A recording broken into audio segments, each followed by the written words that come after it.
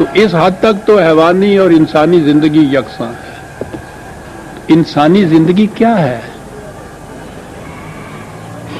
اس کے علاوہ انسان میں ایک اور چیز بھی ہے، وہ منکر خیشتن جو کہا تھا نا اس نے، اور یہ وہ چیز ہے جسے آپ میں کہتے ہیں یا میری کہتے ہیں۔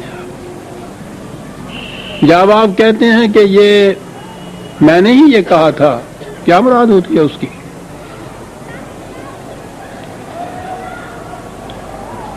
آپ کی زبان ذمہ دار ہوتی ہے اس کی، جو کہا تھا آپ نے؟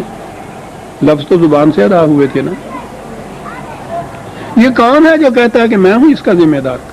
میں کیا ہے یہ؟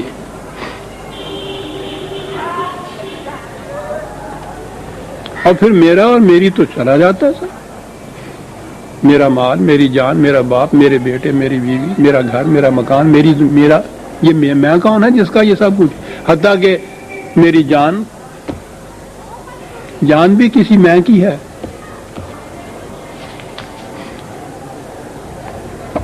یہ جان بھی بات میں، اس لیے کہ جان تو حیوان میں انسان میں دونوں میں یکساں ہوتی ہے۔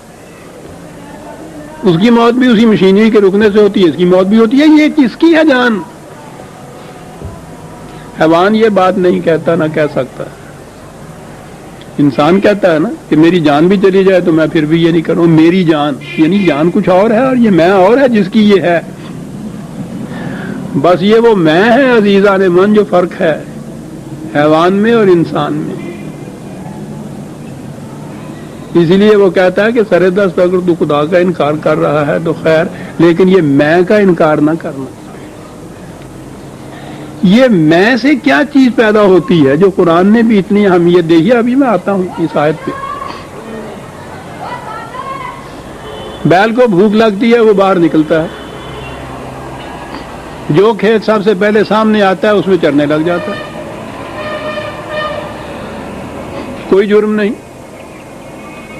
جرم اتنا ہی ہے نا کہ وہ کھیت والا آ جائے تو وہ کو ڈنڈے مارتا ہے، ویسے اگر یہ بات نہ ہو تو کوئی جرم نہیں۔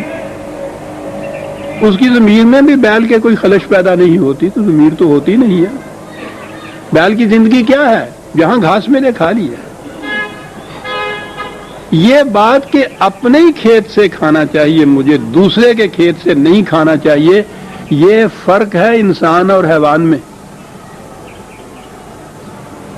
جائز اور ناجائز میں، حلال اور حرام میں۔ حیوانات کی سطح پر یہ بات نہیں ہوتی، یہ انسانی سطح پہ ہوتی ہے۔ کیوں؟ یہ رزق کے حلال ہی ضروری ہے۔ گھی تو وہی ہے، چرا کے کھائیے، قیمت لے کر کھائیے۔ چرایا ہوا گھی کبھی یہ نہیں کہتا کہ نہیں صاحب میں تمہیں پہلوان نہیں بنا سکتا، تم نے چوری کا گھی کھایا ہوا ہے۔ پانی چرا کے پیجیے، اس سے بھی پیاس بجھتی ہے، پانی خرید کے پیجیے، اس سے بھی پیاس بجھتی ہے۔ جسم کے اوپر جو اثر ہے اس پر تو کوئی فرق نہیں پڑتا۔ یہ فرق کس چیز پہ پڑتا ہے؟ یہ میں پہ فرق پڑتا ہے۔ یہ میں ہے جسے قرآن نے نفس کہا ہے، یہ میں ہے جسے پرسنالٹی کہتے ہیں، ذات کہتے ہیں، خودی کہتے ہیں، سیلف کہتے ہیں، میں کہیے نا، یہ اس کے اوپر فرق پڑتا ہے۔ رزق حلال سے یہ شے کہ جس کو آپ نے یہ ذات خودی میں کہا ہے، وہ ڈیولپ ہوتی ہے، اس کی نشو و نما ہوتی ہے، ارتقائی منزل میں آگے بڑھتی ہے۔ ویلیوز ان کو کہتے ہیں، اقدار ان کو کہتے ہیں۔ ویلیوز اور اقدار صرف انسانی سطح پہ ہوتی ہے، حیوانی سطح پہ نہیں ہوتی۔ اور یہ ساری بات جتنی بھی قرآن، وحی، انبیاء کرام، رسولوں کا سلسلہ، سارا قصہ میں سے متعلق ہے۔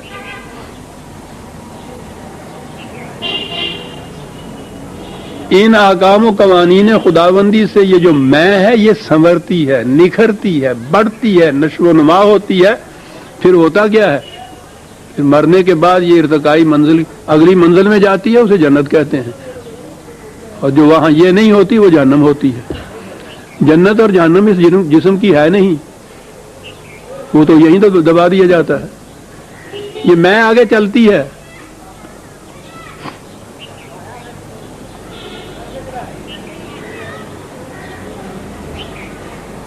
یہ ہے اصل شے جو دین یا وحی یا خدا کے قوانین اور احکام کرتے ہیں. وہ جو میں جس نے آگے چلنا ہے یہ اس کو زندہ رکھتی ہے، تقویت دیتی ہے، نشو و نما دیتی ہے، جنت میں جانے کے قابل بنا دیتی ہے. ویلیوز.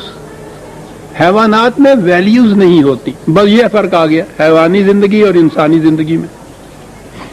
اسی لیے ان کی طرف نہ کوئی نبی آیا، نہ وحی آئی، نہ کوئی کتاب ہے ان کے پاس. ویلیوز ہی نہیں ہے تو سوال ہی نہیں ہے، زندگی تو کھانے پینے کا نام ہے.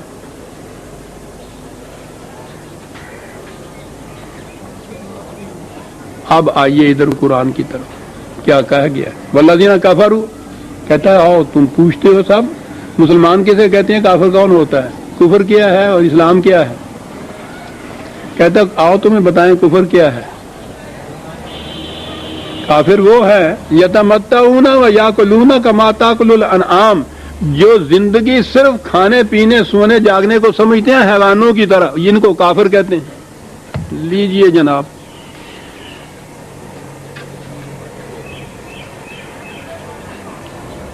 کفر اور اسلام کی بات کیسے واضح ہو رہی ہے. زندگی کا مقصد اگر آپ کا یہ ساری دنیا کی دولت سمیٹنا، اس کی نعمتیں اکٹھی کرنا، خوشگواریاں، یہ بھی بڑی ضروری چیز ہے کیونکہ جسم کا تو تندرست توانا رہنا یہ نہایت ضروری ہے. اسی سے تو اندر ویلیوز ہوں گی، وہ میں جو اس کی ہوگی نا.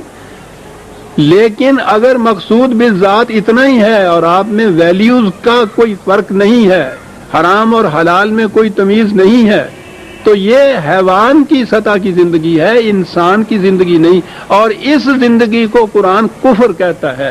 جو مقصود حیات اتنا ہی سمجھتے ہیں وہ کافر ہیں، اور جو اس سطح کے اوپر جا کے اس میں کا بھی خیال رکھتے ہیں، ویلیوز کا خیال رکھتے ہیں، جائز اور ناجائز، حرام و حلال کا خیال رکھتے ہیں، وہ ہیں کہ جو کفر سے اوپر جا کے اسلام کی زندگی میں داخل ہوتے ہیں. تو اب کفر اور اسلام کی زندگی تو قرآن نے کہہ دی ہے والذین کفروا.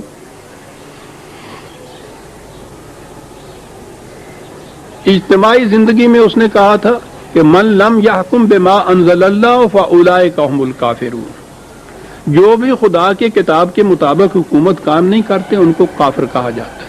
وہ تو ہے آپ کے یہاں کی اجتماعی زندگی. افراد کی زندگی یہ ہے کہ یتمتعون و یاکلون کما تاکل الانعام، زندگی حیوانی سطح کی زندگی جو سمجھتے ہیں تو ان کو کافر کہا جاتا ہے. اور جو یہ ہیں انہی کو والنار مثوی لہم، ان کا ٹھکانہ جہنم ہوتا ہے. بات ختم ہو گئی. تو یہ تو ہر شخص اپنے ہاں طے کر سکتا ہے، فیصلہ کر لیتا ہے اپنے آپ کہ میری زندگی کا مقصود اتنا ہی ہے. عزیزان من، سوچئے گا اطمینان سے کہ زندگی کا اتنا ہی مقصد ہے. کیوں میاں صاحب آج کل پھر کیا ہو رہا ہے؟ کہنے لگے صاحب اللہ کا شکر ہے پڑھے لکھے ملازم، نوکری کی بڑی عزت کی، نوکری بڑی عزت کی. اس فریب خوردہ شاہی کو کیا کہا جائے؟ بڑی عزت کی نوکری کی، ٹھیک ہے جی، ریٹائر ہوئے. اکبر جو کہہ گیا، کیا کہیں اب آپ، کیا کارے نمایاں کر گئے. بی اے کیا، نوکر ہوئے، پینشن ملی اور مر گئے. کارے نمایاں. بیل بھی اسی طرح سے مرتا ہے، کھاتا ہے، پیتا ہے، بچے پیدا کرتا ہے، سانس لیتا ہے، تبھی مشینری ختم ہو جاتی ہے، مر جاتا ہے. وہ بھی مر گیا، یہ بھی مر گیا. اس کی موت کفر کی موت ہے. حیوانی سطح کی زندگی کفر کی زندگی ہے. عزیزان من، جو آج کل فخریہ بیان ہوتا ہے نا کہ صاحب اللہ کا شکر ہے کاروبار میں بڑی ترقی ہوئی ہے، اولاد بھی اللہ نے دی، پڑھایا لکھایا ہے، وہ ڈاکٹر ہو گیا ہے، وہ امریکہ چلا گیا ہے، ہمیں لیا نا، جی ہاں، وہ اسمگلنگ کرتا ہے، وہ بلیک کرتا ہے. یعنی بہت ہے اللہ کا دیا ہوا، یعنی یہ شیطان کا دیا ہوا نہیں، اللہ کا دیا ہوا. وہ حرام کمائی ساری اللہ دیتا ہے. بہت ہے جی اللہ کا دیا، بڑی اچھی زندگی بسر ہو گئی الحمدللہ صاحب، بڑی خوشحالی کی زندگی ہے. کیا زندگی ہے یہ؟ وہ اب تو نہیں ہوتے، کوتل گھوڑے ہوتے تھے جن پہ سونے کی کاٹھی ڈالتے تھے، ہیروں کا گلے میں ہار ڈال دیتے تھے. یہ کچھ ہے نا، بڑی خوشحالی کی زندگی، بڑی اچھی زندگی، اللہ کا شکر ہے. حیوانی سطح کی زندگی، میں کا کوئی خیال نہیں. کیسے یہ آیا اس کا خیال ہی نہیں. پھر کیسے کی بات آئی تو دماغ میں فوراً آ گئی. کہ حضرت عمر رضی اللہ تعالیٰ عنہ سے انہوں نے پوچھا تھا کہ خلافت کسے کہتے ہیں؟ کہنے لگے میں تو زیادہ لمبا چوڑا کوئی فلاسفر ہوں نہیں، میں تو سمجھتا نہیں ہوں، میں تو اتنا ہی سمجھتا ہوں کہ خدا کے ہاں سے پوچھا یہ جائے گا کہ کہاں سے لیا تھا اور کہاں دیا تھا، میں تو اسی کو سمجھتا ہوں خلافت۔ کیا بات ہے! جس کو ہر وقت اس کا دھڑکا ہے کہ کہاں سے لیا تھا اور کہاں دیا ہے، یہی تو ہے وہ میں کی زندگی۔ حیوانی سطح کے اوپر یہ سوال ہی نہیں پیدا ہوتا کہ بیل کہے کہ میں نے وہاں سے کھایا تھا وہاں سے نہیں کھایا تھا، مجھے تو گھاس چاہیے تھی۔ والذین کفروا یتمتعون ویاکلون کما تاکل الانعام۔ کفر کی زندگی یہ ہے، کھاتے ہیں پیتے ہیں، تمتع ہے، بلکہ یہ تو طبعی زندگی کے اسباب و وسائل سے خوب فائدہ اٹھاتے ہیں، لیکن زندگی کی سطح حیوانات کی سطح ہی ہے، ویلیوز اور اقدار کی سطح نہیں ہے، اقدار خداوندی کا خیال کوئی نہیں ہے۔ یہ ہے جو جہنم میں کہا، یہاں بھی جہنم میں رہتے ہیں، آخرت میں بھی جنت میں جہنم میں رہیں گے، یہ کہا اور اس کے بعد پھر وہ تاریخی طرف چلا گیا۔ عجیب چیز ہے قرآن کی، ایک اصول دیتا ہے شہادت لاتا ہے فوراً، کَأَيٍّ مِّن قَرْيَةٍ هِیَ أَشَدُّ قُوَّةً مِّن قَرْيَتِكَ الَّتِی أَخْرَجَتْکَ۔ کہتا ہے کہ یہ چیز ان کے ذہن میں ہے کہ صاحب ہمارے پاس بڑی قوت ہے، دولت ہے، مال ہے، افراد ہیں، اولاد ہے، خاندان ہے، قبیلہ ہے، کہتا ہے یہی کچھ کہتے ہیں نا۔ ان سے پوچھو کہ یہ جو ہم نے تمہاری توجہ دلائی ہے ان کھنڈرات کی طرف، تاریخ میں تم نے پڑھا ہے نا، تم سے کتنے گنا زیادہ ان کے پاس یہ سب کچھ تھا۔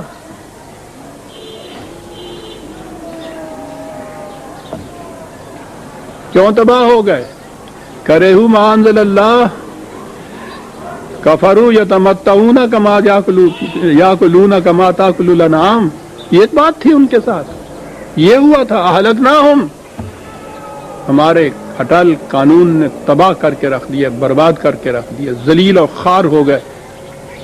سانس لینے کی زندگی کو زندگی سمجھا، نہ حمیت رہی، نہ غیرت رہی، نہ ذلت کا احساس رہا۔ حمیت، غیرت، ذلت، ندامت حیوان میں ہوتی نہیں ہے۔ اس کے سامنے بیل کے 1000 گالیاں اس کو دے دیجئے، وہ یوں سے ہلاتا رہتا ہے، خالہ جی ہمارے یہاں یہ کہا کرتے ہیں۔ یہ تو انسان کی سطح کی ساری چیزیں ہیں۔ اہلکناہم فلا ناصر لہم، پھر کوئی دنیا میں ان کی مدد کے لیے نہ آیا، کوئی نہ آیا۔ جس کو وہ چھوڑ دے دنیا میں کوئی اس کی مدد نہیں کر سکتا۔ اس کے قوانین کی خلاف ورزی کرنے کے لیے کیا بچائے گا؟ سینکیا پھانک لیا ہے اگنا اپنا، تو ماں مرتی جائے گی لیکن کر کچھ نہیں سکے گی۔ فلا ناصر لہم، کوئی ان کا مددگار پھر نہیں ہو سکتا عزیزان من۔ اس لیے ذالک بانہم کرہوا ما انزل اللہ، اس لیے کہ انہوں نے ما انزل اللہ سے کراہت برتی تھی۔ سورہ محمد کی آیت 13 تک ہم آ گئے عزیزان من، 14ویں آیت سے ہم آئندہ لیں گے۔ ربنا تقبل منا انک انت السمیع العلیم۔ شکریہ۔